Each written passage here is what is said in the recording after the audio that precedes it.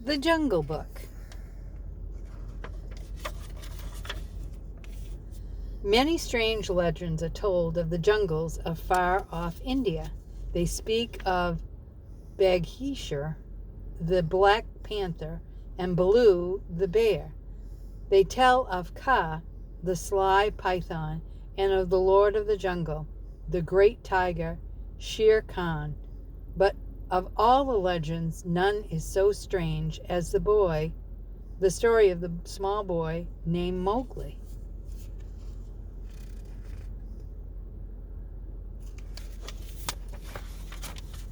The story began when the child, left all alone in the jungle, was found by Bagheera, the panther. He could not give the small, helpless man cub care and nourishment, so Bagheera took him to the den of a wolf family with young cubs of their own. That is how it happened that Mowgli, as the man cub came to be called, was raised among the wolves. All the jungle folks were his friends. Bagheera took Mowgli on long walks and taught him jungle lore. Look at him carrying the baby in the sack.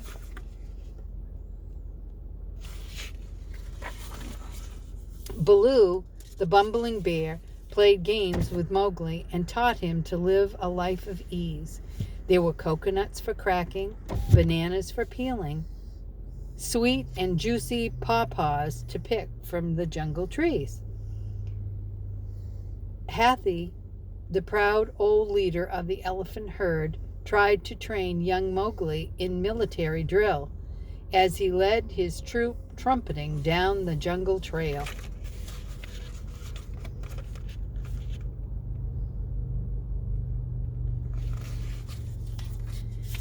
Sly old Kaa, the python, would have loved to squeeze Mowgli tight in his coils.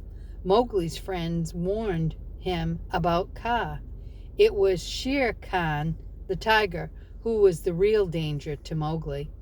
That was because Shere Khan, like all tigers, had a hatred for man.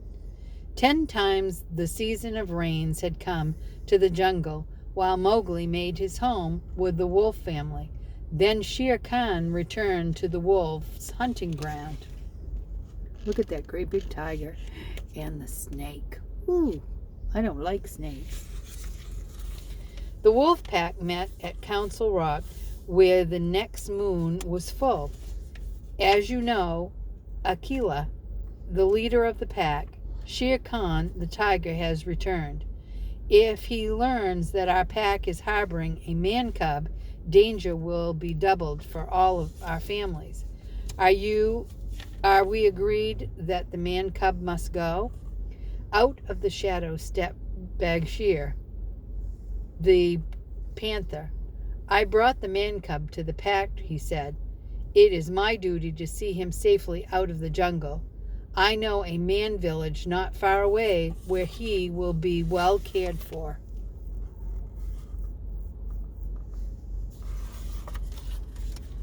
So it was arranged, and when the greenish light of the jungle morning slipped through the leaves, Bagheera and Mowgli set out. All day they walked, and when night fell, they slept on high branch of a giant banyan tree. All this seemed like an adventure to Mowgli, but when he learned that he was to leave the jungle, he was horrified. No, cried Mowgli, the jungle is my home. I can take care of myself. I will stay. He slipped down a length of trailing vine and rudely ran away. See him running?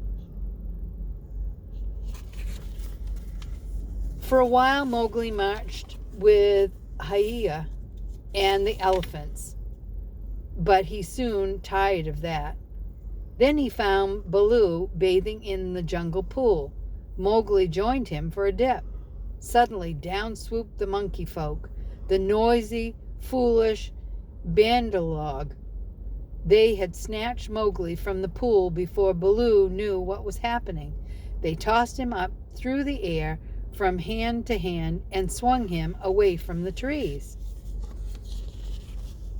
Wow, look, there he goes. Whoosh! Off in the jungle, Bagheera heard Mowgli cry and came with a leap and a bound. The monkeys had stolen Mowgli away, gasped Baloo. Off raced Bagheera and Baloo to the ruined city where the monkeys made their home. They found Mowgli, a prisoner of the Monkey King. "Teach me the secret of fire," the Monkey King ordered Mowgli. "The magic of fire will frighten even Shere Khan. With it, I shall be the equal of men. Until I know the secret, you are my prisoner." It took quite a fight for Bagheera and Baloo to rescue Mowgli that time. There he is. "Now you see," they told him, "why you must go to the man village to be safe." But alas, that foolish boy would not understand. He kicked up his heels and ran away again. This time, his wanderings led him to where Shere Khan lay waiting in the high grass, smiling a hungry smile.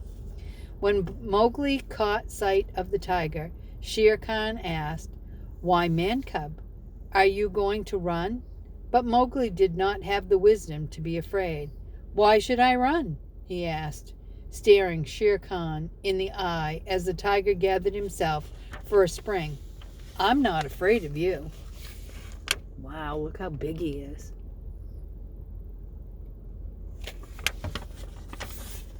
"That foolish boy," growled Bagheera, who had crept close just in time to hear Mowgli.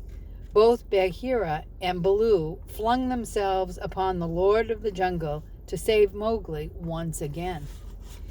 They were brave and strong, but the tiger was mighty of tooth and claw. There was a flash of lightning, and a dead tree nearby caught fire. Mowgli snatched a burning branch and waved it in Shere Khan's face. The tiger, terrified, ran away. Mowgli was very pleased with himself as he strutted between the two weary warriors, Bagheera and Baloo. Ooh, look, he does look scared. Suddenly Mowgli stopped. From ahead came a sound that was strange to him. He peeked through the brush. It was the song of a village girl who had come to fill her water jar. As he listened to the soft notes of her song, Mowgli felt strange inside. He felt that he must follow her. Mowgli crept up the path to the village, following the girl as she sang.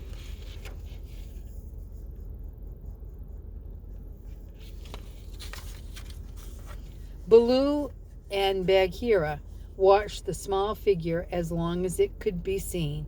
When Mowgli vanished inside the village gate, Bagheera sighed a deep sigh. "It is just as it should be, Baloo," he said. "Our Mowgli is safe in the man village at last. He has found his true home." And there he goes. Hope you enjoyed.